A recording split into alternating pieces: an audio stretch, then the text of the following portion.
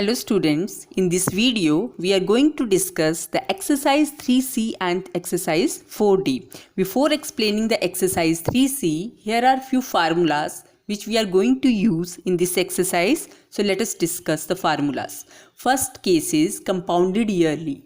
When the time period is a complete year, means 1 year, 2 years, 3 years and so on, in that case you can apply the same formula, amount this and the compound interest, that is amount minus principal. But if the time period is not a complete year, maybe it can be 1.5 year, 2.5 year, 3.5 year and so on, in that case we can use the formula, direct formula of amount P 1 plus r over 100 raised to power n 1 plus r over 200 raised to power 2n. For example, if I have taken 2.5 years, so 2 years we will write here and half we will write here, so it will cancel here, always the power will be 1 in the end. Now the second case is compounded half yearly. Compounded half yearly means after every 6 months you are getting the interest. When the time period is a complete year, means 1 year, 2 year, 3 years, the formula of amount is P 1 plus r over 200 raised to power 2n. This is the formula. And when the time period is not a complete year, this one 1.5, 2.5, 3.5, in that case also we are using the same formula. But here this mixed number we are converting into improper fraction and then this we are supposed to put here. Then again 2 will cancel, we are left with 5. Now we will start the exercise 3C. Let us discuss the first question. If the interest is compounded half yearly, calculate the amount when the principal is 7400, rate is 5% and time period is 1 year. So we have written the information. Now it is compounded half yearly. We can apply the formula of half yearly, that is amount equal to P 1 plus r over 200 raised to power 2n. Here the value of r we can put, here time period 1 year. Then we can solve it and in the end we get the value of amount. So in the second question there is the difference between the compound interest compounded yearly and half yearly. Now the two cases are there, yearly also, half yearly also, everything is same. Principal 10,000, time 18 months, that we can write 1.5 year, rate is 10%, compounded yearly. Here we can apply the formula of compounded yearly for that when the time period is not is in the fraction. So A is P 1 plus r over 100 raised to power n 1 plus r over 200 raised to power 2n. Put the value of rate here we can solve it and we are getting this. So amount is 10,000 into 11 by 10 and after solving we are getting amount 23,100 divided by 2. So it is 11,155. So 11,550. So amount minus principal, we will subtract 10,000 from it. We are getting compound interest 1,550. Now the same things you will take for finding the half yearly. Apply the formula of amount P 1 plus r over 200 raised to power 2n. Here the time period 1.5 you will write 3 by 2 years. Put here 3 by 2, solve it. You can see we can solve it. In the end we are getting the value of amount, that is 11,576.25. So find compound interest in this case, subtract 10,000 from it and we are getting 1,576.25. Now difference they are asked you, just subtract them. After subtraction we are getting 26.25. So here we can see clearly, here yearly and half yearly both the values are different and compound interest half yearly is greater than compound interest compounded yearly. In the third question, a man borrowed 16,000 for 3 years. So this is the principal, time period 3 years, rate is 20%. First case is simple interest. He has invested the money for 2 years in case of simple interest. So we can calculate the simple interest, then we will find the amount. Now this amount he has invested for the third year. So here principal is 22,400, time 1 year and rate is 20%. Then apply the formula of amount for half yearly. This is the formula, put the values and in the end we are getting the value of amount 27,104. So this is your answer. They are asking you what is the total amount paid at the end of 3 years. So this is the total amount paid at the end of 3 years. Now in the fourth question, they ask you what sum of money will amount to this. Means principal is missing, amount is given, time period 1.5 year. This we can write 3/2 years. Rate is 10%, compound interest compounded half yearly. Apply the formula, put the values here, here, here. We can solve it, and after solving we are getting principal is 24,000. Question number 5. It's simple that you can try yourself. We will discuss the next one. Just see the question number 7. In 7th question, we have to find the time period. Principal is given, compound interest is given, rate is given, amount we can find, that is principal plus compound interest. After addition, we are getting the amount.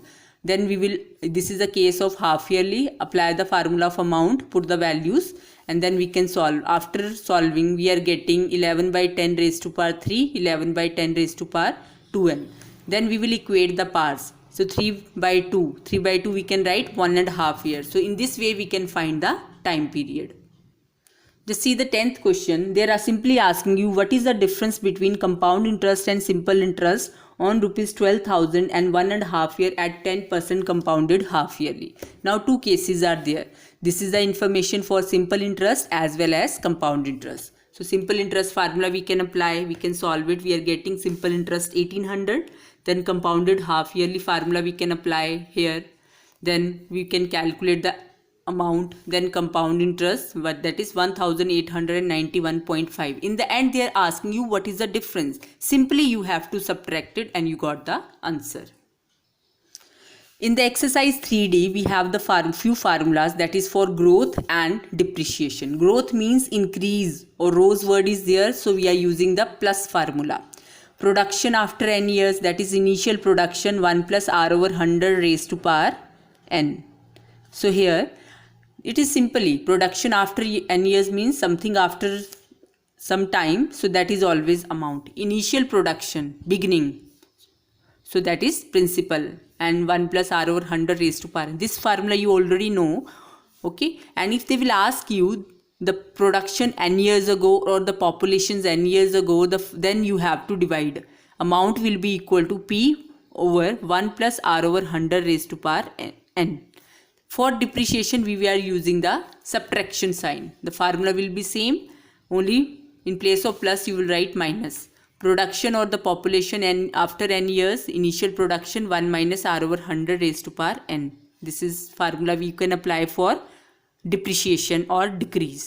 And for if the population n years ago you want to calculate, that is P upon 1 minus r/100 raised to power n. Let us discuss the exercise 3D. The cost of the machine is supposed to be depreciated each year by 12% of its value at the beginning of the year. If the machine is valued 44,000 at the beginning of 2008, find its value at the end of 2009 and the beginning of 2007. So here this is the value of the machine in the beginning of 2008.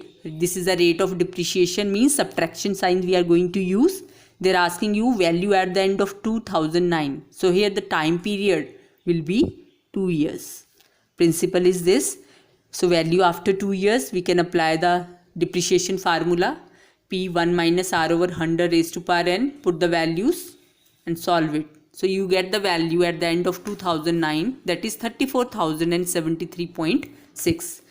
Now they are asking you what is the value at the beginning of 2007, means 1 year ago value they are asking. So we can apply the direct formula, P divided by 1 minus r/100 raised to power n. Put the values and you are getting here 50,000, that is the value at the beginning of 2007. Then see the second question. They are given you the value at the end of 3 years is 40,095. The successive, they are asked you the first 2 years the rate is decrease, and for the third year it is increase. So we can use the direct formula. Whenever decrease is there we will use minus sign. If it is increase we will use plus sign. Then put the values and then you can solve it. In the end you will get the original value of the machine, means principal, that is rupees 45,000.